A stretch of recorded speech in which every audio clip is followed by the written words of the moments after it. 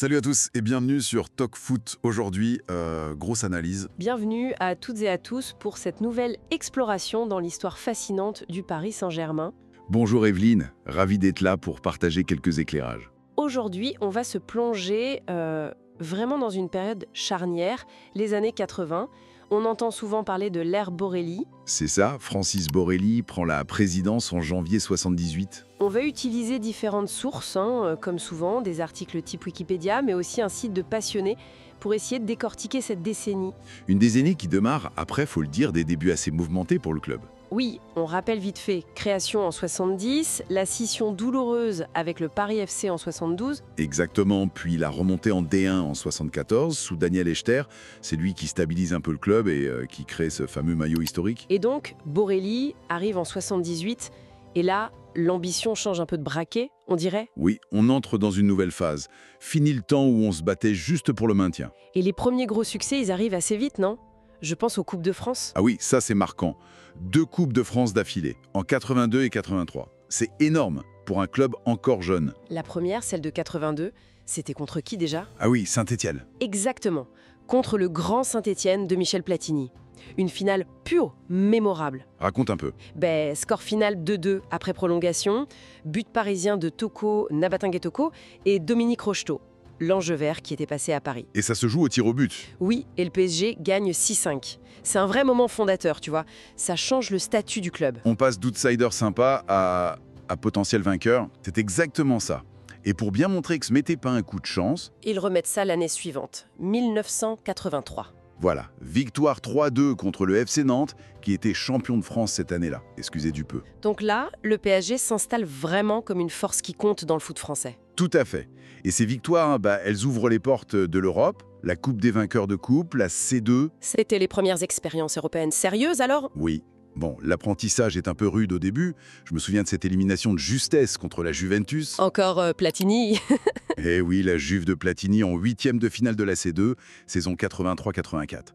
C'était frustrant, mais ça montrait que Paris pouvait rivaliser un peu. Mais le vrai gros coup, le sommet, ça reste le championnat, non? Ah, le Graal. Le premier titre de champion de France. Il arrive lors de la saison 85-86. Là, il y a un nouveau coach qui arrive, c'est ça? Gérard Houllier. Oui, Gérard Houllier prend les rênes et il va construire une équipe vraiment solide. Avec quel joueur emblématique? Il y avait une colonne vertébrale exceptionnelle. Joël Batz dans les buts, impérial. Le gardien des Bleus à l'époque? Exactement. Luis Fernandez, le capitaine, l'âme de l'équipe au milieu. Le génie yougoslave, Safet Sušić, comme meneur de jeu. Ah, Sušić, magique. Et devant, Dominique Rocheteau, toujours lui, pour marquer les buts importants. Et cette saison-là, il survole le championnat. Il réalise une série incroyable. 27 matchs sans défaite. C'est énorme. Et ils finissent champions. Oui, avec 3 points d'avance sur Nantes. Le PSG est sur le toit du football français pour la première fois. Ça a dû être une fête incroyable à Paris, hein. T'imagines, c'est l'apogée de cette ère Borelli, clairement. Et donc, qualification pour la Grande Coupe d'Europe, la Coupe des clubs champions, la C1. Oui, la saison suivante, mais là, l'expérience est courte. Élimination assez rapide contre un club tchécoslovaque, Vitkovice. Ah, ça montre un peu les limites peut-être. C'est ça. Et c'est un peu le début d'une période plus compliquée. Les saisons qui suivent sont moins bonnes. Il y a des départs importants? Oui, Luis Fernandez part à l'été 86, juste après le titre, pour le Matra Racing, le club concurrent parisien monté par Lagardère. Puis Rocheteau s'en va en 87. Ça déstabilise l'équipe, forcément. Forcément, les classements s'en ressentent, 7e en 87 et même 15e en 88. On frôle la correctionnelle. Et comment on explique ça? La gestion du club? On parle souvent d'une gestion très centralisée autour de Francis Borelli. Très passionné, très paternel peut-être, mais qui montre ses limites pour pérenniser le succès au plus haut niveau. Surtout face à la montée en puissance de l'OM de Bernard Tapie qui, lui, met en place une structure et des moyens différents. C'est aussi à ce moment-là qu'il y a ce fameux projet concurrent du Matra Racing, non? Oui, le Matra Racing de Paris qui avait de grosses ambitions mais qui va finalement faire pchit. Ça laisse le PSG un peu seul dans la capitale, mais ça n'enlève rien aux difficultés sportives de la fin des années 80. Il y a quand même un petit sursaut avec un autre entraîneur, Tomislav Ivić. Oui, Ivić arrive en 88. Il fait une très bonne première saison. Paris termine 2e derrière l'intouchable OM de l'époque. Mais ça ne dure pas. Non, la saison suivante, 89-90, est plus décevante. Une 5e place et encore une élimination en Coupe d'Europe par la Juventus. Décidément. On sent vraiment la fin d'un cycle, là. C'est ça. L'ère Borelli s'achève. Une ère qui a apporté les premiers grands trophées, qui a vraiment ancré le club dans le paysage du foot français et dans le cœur des Parisiens. Mais voilà, le club a besoin d'une nouvelle dimension pour franchir un cap supplémentaire. Et cette nouvelle dimension, elle va arriver très vite. Oui, avec l'arrivée de Canal+ en mai 1991, qui rachète le club.